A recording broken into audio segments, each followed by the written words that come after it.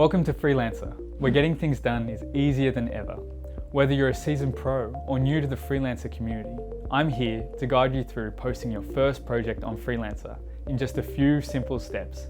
First things first, what exactly is a project? Well, a project is pretty much anything you need done, whether it's designing a website, writing an article, or developing a mobile app. Whatever it is you want to do, the process is the same. From the main menu bar, click Post a Project. Now tell us in a short sentence what you need done. For example, I want to update the graphics on my website. Then click Let's Go. Now we need to come up with a project brief, so freelancers can provide accurate quotes. Answer 3 simple questions and we'll help you create a draft. Once you're done, review the description we suggested and add any missing details. Skills help freelancers find your project. We'll recommend some, but add in whatever's missing. You can choose to post a contest instead of a project.